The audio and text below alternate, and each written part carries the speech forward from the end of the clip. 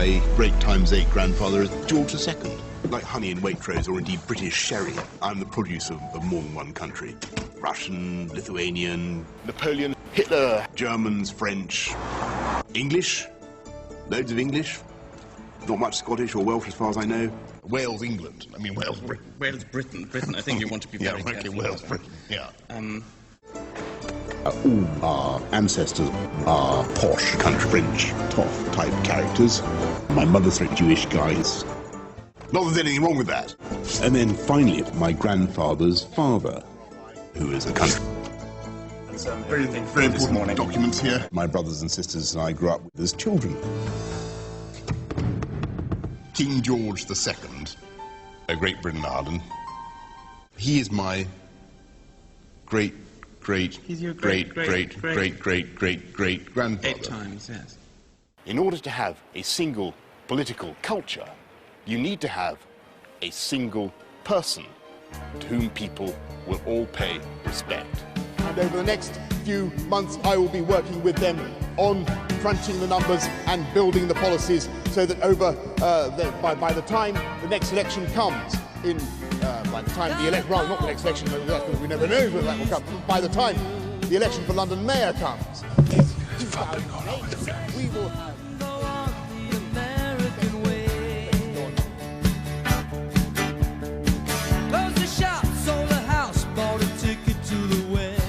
I had a great time riding the Boris bike today. You enjoyed the Boris bike? I went everywhere I go around the world. I always ride for an hour to 2 hours a bike.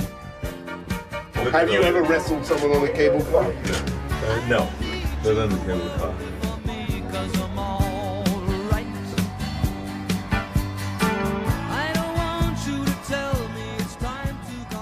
Okay, we're going to go, please, let's re-wrap it. Okay, here we are. One it's man, looking good. the Mayor of London. No, she goes to his rescue. Yes. No, she goes to his rescue. She goes to his rescue and holds onto his stick, and they both end up Team GB.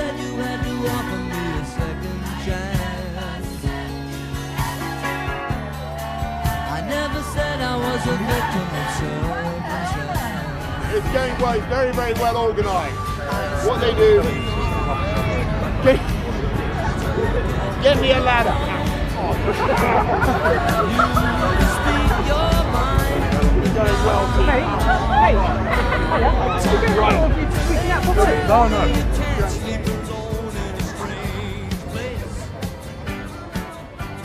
They're very banks are profit should be given back to society then.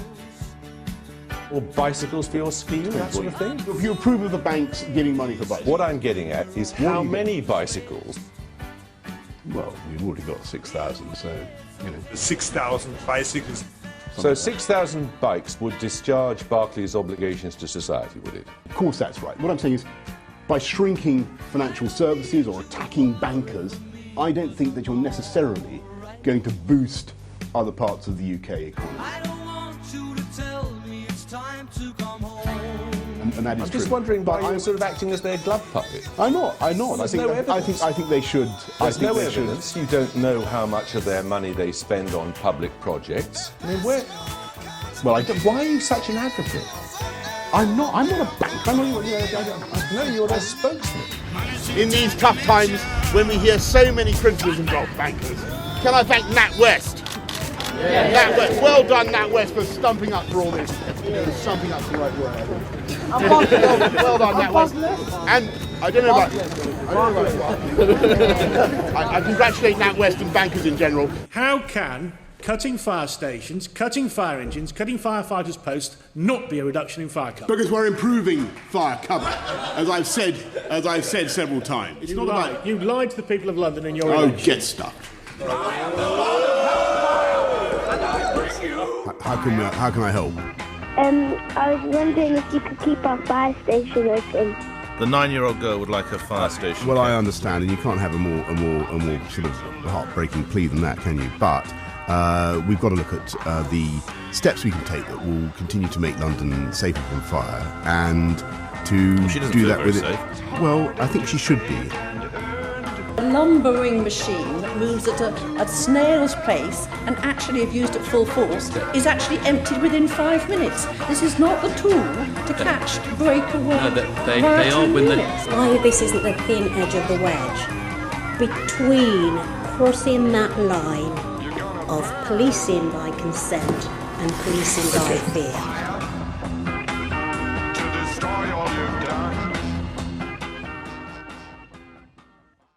Dispatches has been investigating how Britain's pro-Israel lobby exercises its influence and financial muscle today in Westminster, and how critics of Israel's foreign policy in the press get branded as anti-Semitic.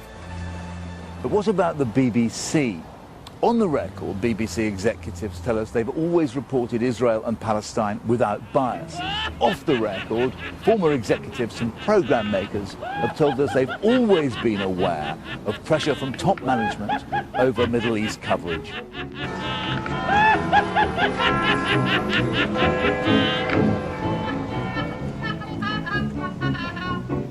There's people who are very strongly supporting Israel, yes, and the Conservative Friends of Israel, the Labour Friends of Israel are all part of that. Yes, there is a pro-Israeli lobby, and it's active in trying to define the debate in order to limit the options that British politicians can choose to options which would be acceptable to that lobby. So how does the lobby work? Money plays a big part. Millions of pounds in donations from businessmen and others into the bank accounts of politicians and political parties. The Conservative Friends of Israel is one of Westminster's most active lobbying groups. It claims as its members 80% of all Conservative members of Parliament. On the 15th of April, the Conservative Friends of Israel took the Tory mayoral candidate Boris Johnson on a tour of North London, campaigning, meeting locals and visiting businesses. He told hundreds of people that came out to see him why he's the best choice for mayor. And there are no circumstances under which you would allow your name to go forward to become an MP while you are mayor of London. No, that would be wrong.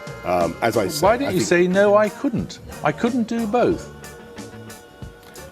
Well, I did do both, by the way, for a while. Hysterical. You could end it all just by saying what you know to be true. What, that I don't want to? That you want to be Prime Minister. Look, what I want is to... would you like to be Prime Minister? I think it's a very tough job being Prime Minister. Very tough job. I mean, obviously, if the ball came loose from the back of a scrum, which it won't, might. Or of course, it'd be a great thing to have a crack at. Boris.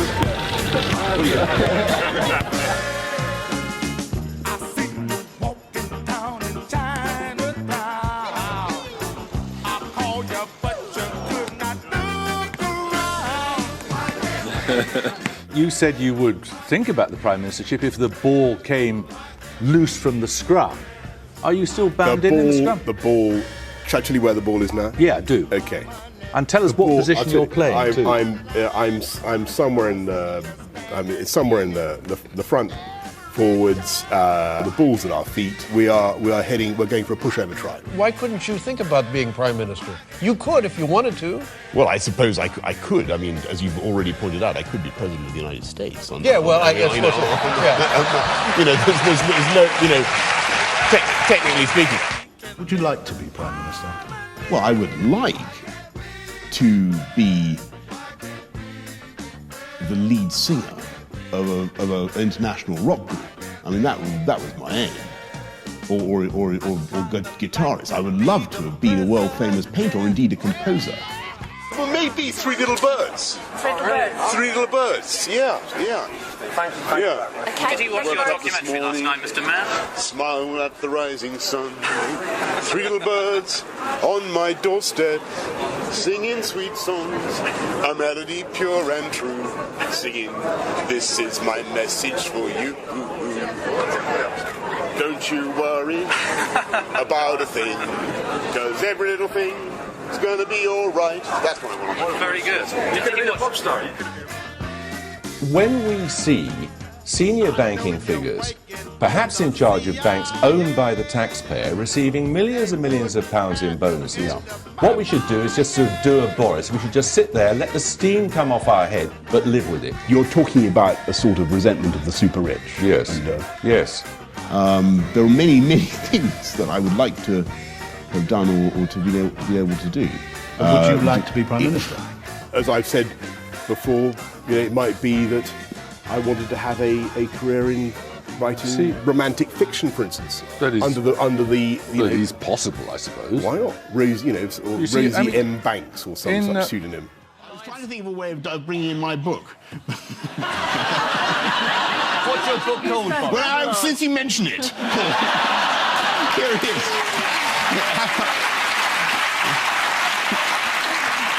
Can I have a look at it? You can have a copy. No, I didn't want a copy. I just want to have a look.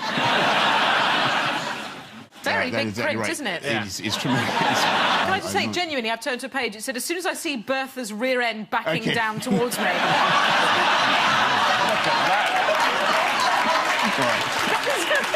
Never mind. You must listen. I don't want you to spoil it.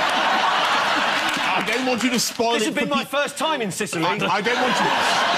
I don't want you to spoil it. I wasn't used to the local alcohol. The audience will want to find out about Bertha in their own good time, and I don't think it would be right. Advancing upon me are the towering bay buttocks of the biggest horse I've ever seen. In a daze, I mount the stool. Okay. I wish I was making this up. Thank you so much. Tell you what, it looks a bit classy on the outside. Nothing but rancorous porn inside. Let's be talking.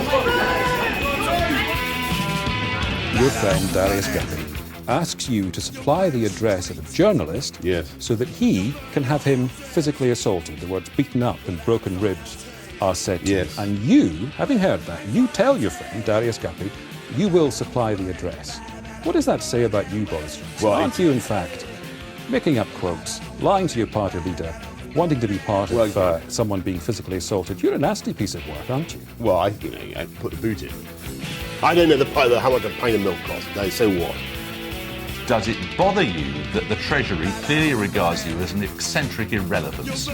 I'm not certain that's what the Treasury think. I think if they didn't think that, they'd have acted on your advice, wouldn't they? Well, if people can't make fun of politicians, what has gone wrong with You're a dithering, the BBC? incoherent and self-interested idiot. Do we need decking? Well, some people think I need decking. I think it is perfectly legitimate for people to satirise politicians, and there you go. I think my chances of leading the Conservative Party are slightly less good than your chances. That's enough. My great times 8 grandfather is George II. You are, in fact, related to all European royal houses there are. To the Romanovs, you're related to the Swedish royal family, the Dutch royal family, the Prussians, the Hohenzollerns, all of them. But there's a kind of kink in the whole thing with the element of illegitimacy there. Yes. That's the unfortunate element of that. You are a genetic relative, but not in any legal or dynastic sense. I think we'd have to. I think because the lawyers take a very dim view nowadays of people who discriminate against illegitimate children. Well, I wish you luck. No, it's a big issue. And if you ever want to sublet any of this place, let me know. There you go. How amazing. £25 million for a fleet of how many buses? No, for the buses, that's a different matter. And that's a different funding proposition. How many? Let me invite you to cost? let me invite you to speculate how much. No. How much I invite you to speculate. In fact, more than speculate. Tell us how much it would cost. Let me tell you this: they would cost no more and no less than the mayor's own manifesto commitment to produce another 500 hybrid buses, which are going to ply the streets. Which is what? And which will be bought, of course, as the mayor knows full well, not by Transport London. They will be bought Give us a figure. by the bus. Give us a figure. And Come I think when you look at the prospect that this offers, what is the figure? Well, the average cost of a bendy bus is about £200,000.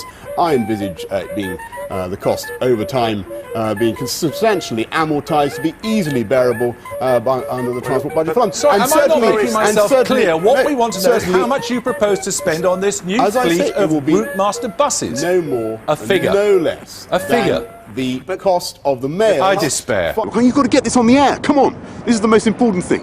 Stuff Donovan is He's bloody Tory. I know. We've got to do something about them, don't we? Machine gunners. Well, I don't think that's a good idea, but we need to get them out. You're right. We definitely need to get them out. Take care. whiff waff.